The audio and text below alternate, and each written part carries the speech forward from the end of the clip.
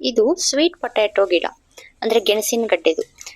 ನಾವು ಅಡುಗೆಗೆ ಅಂತ ತಂದಿರೋ ಗೆಣಸಿನ ಗಡ್ಡೆನ ನಾನು ನೀರಲ್ಲಿ ಹಾಕಿಟ್ಟು ಈ ತರ ಬೇರ್ ಬಂದಿದೆ. ಇದನ್ನ ನಾನು ಇಂಡೋರ್ ಪ್ಲಾಂಟ್ ಆಗಿ ಯೂಸ್ ಮಾಡ್ತೀನಿ. ಒಮ್ಮೆ ಈ ತರ ಬೇರ್ ಬಂದ ಮೇಲೆ, ಇಷ್ಟು ಚಿಗುರ್ಕೊಂಡ ಮೇಲೆ ನಾವು ಅದನ್ನ ಸೆಂಟರ್ ಟೇಬಲ್ ಮೇಲೋ, ಬುಕ್ ಶೆಲ್ಫ್ ಹತ್ರನೋ ಎಲ್ಲಿ ಬೇಕಿದ್ರು ನಾವು ಅದನ್ನ ಇಟ್ಕೊಬಹುದು.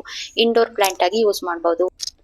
ಇದನ್ನ ನೀರಿನಲ್ಲಿ ಒಂದೇ ಹಾಕಿಟ್ರೆ ಆಯ್ತು. ಇದಕ್ಕೇನು ಮಣ್ಣು ಗೊಬ್ಬರ ಆತರ ಏನು ಇಲ್ಲ, ನೀರಲ್ಲಿ ಹಾಕಿಟ್ರೆ ಆಯ್ತು. ನೀರನ್ನ ವೀಕಲ್ಲಿ ಒಂದ್ಸರಿ ಚೇಂಜ್ ಮಾಡ್ಕೊತಾ ಇದ್ರೆ ಇದು ಒಂದು 3 to 4 months ಈ ಗಿಡ ಚೆನ್ನಾಗಿರುತ್ತೆ.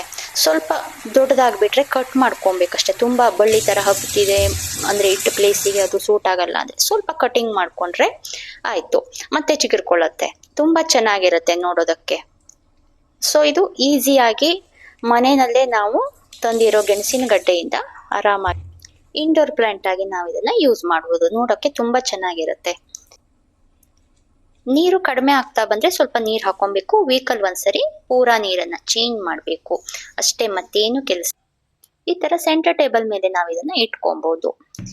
ನೋಡೋಕೆ ತುಂಬಾ ಚೆನ್ನಾಗಿರುತ್ತೆ. 2-3 ಕಲರ್ ಇರೋದ್ರಿಂದ, ಅಂದ್ರೆ ಗ್ರೀನ್ ಅಲ್ಲೇ ಬೇರೆ ಬೇರೆ ತರ ಗ್ರೀನ್ ಗಳು ಕಾಣಿಸ್ತಿದೆ ಅಲ್ಲ ನಿಮ್ಗೆ, ಆ ತರ ಇರೋದ್ರಿಂದ ನೋಡೋಕೆ ತುಂಬಾ ಚೆನ್ನಾಗಿರುತ್ತೆ. ಮತ್ತೆ ಈಸಿ ಮೇಂಟೆನೆನ್ಸು. ತುಂಬಾ ನೀರ್ ಹಾಕ್ಬೇಕು ಆ ತರದ್ದೇನಿಲ್ಲ. ನೀವು ಒಂದ್ಸರಿ ನೀರ್ ಫಿಲ್ ಮಾಡಿ ಇಟ್ಬಿಟ್ರೆ ತುಂಬಾ ದಿನ ಬರುತ್ತೆ. ಸ್ವಲ್ಪ ನೀರನ್ನ ರೀಫಿಲ್ ಮಾಡ್ಕೊಂಡ್ರೆ ಆಯ್ತು. ವೀಕಲ್ಲಿ ಅಥವಾ ಒಂದು 15 ಡೇಸ್ಗೊಮ್ಮೆ ನೀರನ್ನ ಫುಲ್ ಚೇಂಜ್ ಮಾಡಿಬಿಟ್ರೆ ಸಾಕು ಅಷ್ಟೇ. ಜಾಸ್ತಿ ಚಿಗುರ್ಕೊಂಡ್ರೆ ಸ್ವಲ್ಪ ಕಟಿಂಗ್ ಮಾಡ್ಕೊಂಡ್ರೆ ಆಯ್ತು. ಯಾರಿಗೆಲ್ಲ ತುಂಬಾ ಡಿಫ್ರೆಂಟ್ ವೆರೈಟಿ ಇಂಡೋರ್ ಪ್ಲಾಂಟ್ಸ್ ಅನ್ನ ಇಡೋ ಹಾಬಿ ಇದೆಯೋ ಅವರು ಇದನ್ನು ಟ್ರೈ ಮಾಡಬಹುದು ಈಸಿಯಾಗಿ. Thank you for watching.